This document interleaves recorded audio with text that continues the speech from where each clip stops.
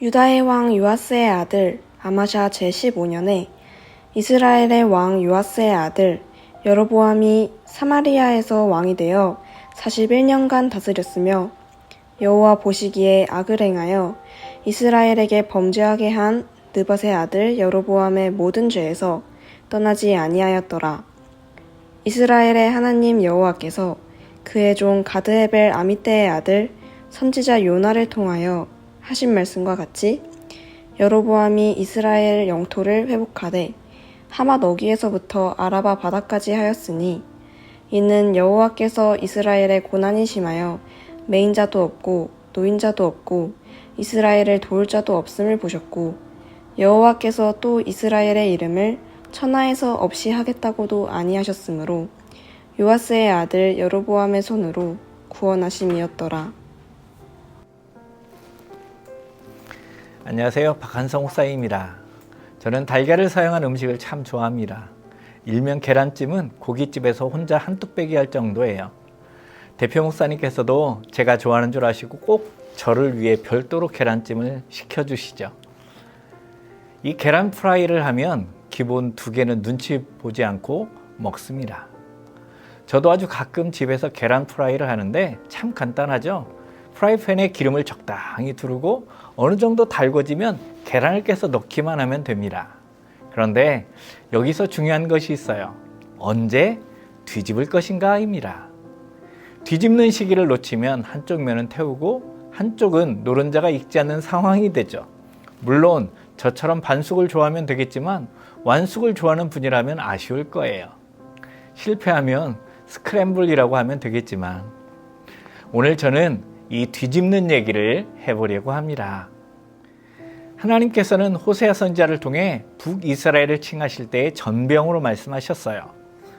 에브라임이 여러 민족 가운데에 혼합되니 그는 곧 뒤집지 않은 전병이로다. 전병은 번철에 굽는 넓적한 떡이에요. 전병은 제사 드릴 때 드리던 떡인데 우리 표현대로 하자면 빈대떡 정도 될 것 같습니다. 뒤집지 않은 전병은 윗면은 잘 익어가지만 불 가까이에 있는 면은 곧 타버리게 되죠. 외형은 그럴싸해 보이지만 실상은 불에 타들어가고 있는 상태인 거예요. 뒤집어야 합니다. 그럼에도 뒤집을 생각을 하지 않는 것이 문제죠. 전병이든 계란이든 고기든 인생이든 잘 뒤집어야 합니다. 여로보암 2세는 북왕국 이스라엘의 14번째 왕으로 41년간 통치해요. 다윗이나 솔로몬이 40년을 통치한 것보다 1년 더 통치하였죠. 외형적으로는 잘 익어가는 전병 같았어요. 그런데 여로보암이 41년을 통치하며 이런 강력한 나라를 형성할 수 있었던 이유는 하나님의 긍휼과 자비하심 때문이었어요. 성경 볼까요? 이는 여호와께서 이스라엘의 고난이 심하여 매인자도 없고 노인자도 없고 이스라엘을 도울 자도 없음을 보셨고 여호와께서 또 이스라엘의 이름을 천하에서 없이 하겠다고도 아니하셨으므로 요아스의 아들 여로보암의 손으로 구원하심이었더라. 이전 이스라엘은 우상숭배 도시였어요.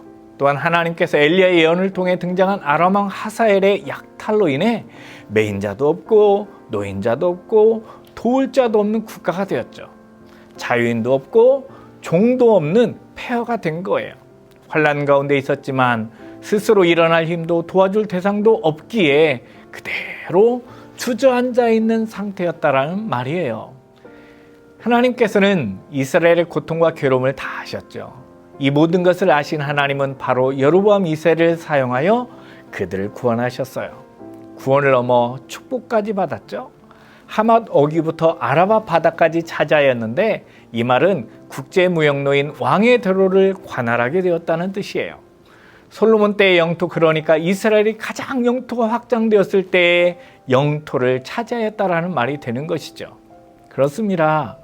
여로보암이 하맛 어귀에서부터 아라바 바다까지 정복하게 된 것, 다윗과 솔로몬보다 더 오랜 기간 통치하게 된 계기도 모두 하나님의 은혜와 긍휼 때문이었어요. 여로보암의 개인적인 능력이 뛰어나거나 그의 신하들이 왕을 잘 보필했기 때문도 아닙니다. 하나님의 긍휼과 자비가 얼마나 큰지를 알 수 있는 것이 당대에 활약하던 선지자와 선지자들이 외치던 음성이에요.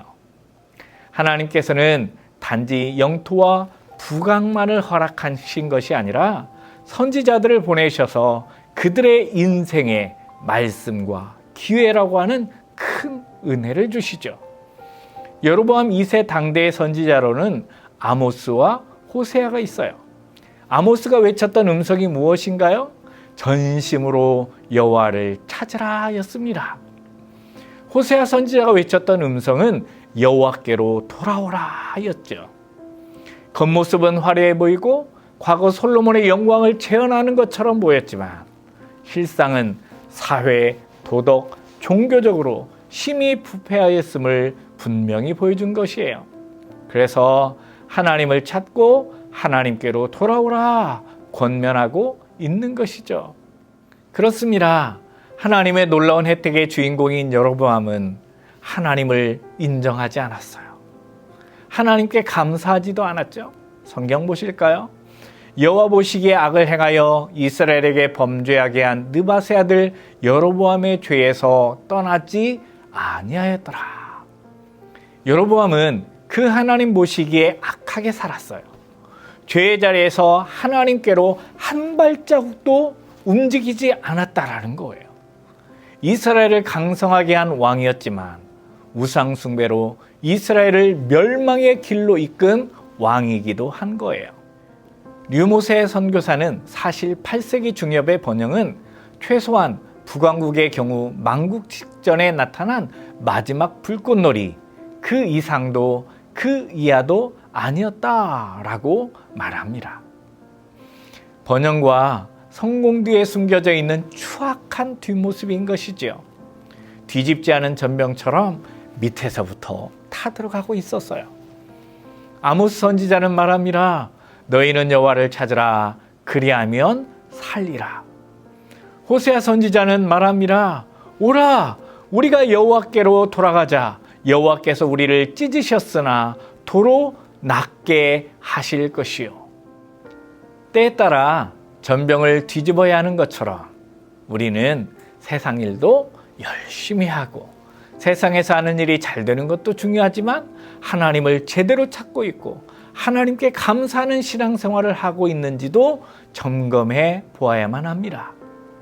오늘 하루도 하나님의 백성답게 살아가셨으면 좋겠습니다.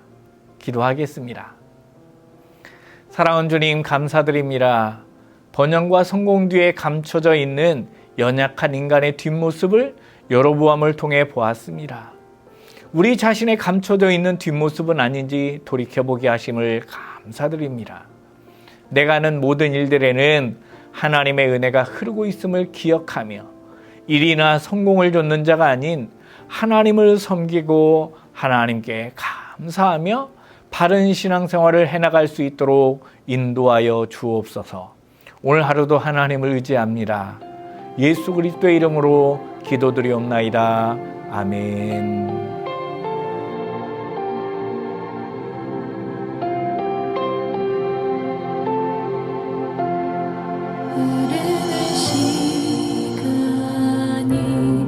한숨만 남기고 반복된 실패 속 지쳐갈 때 내 맘의 소망이 눈물 조각 될 때 내 곁에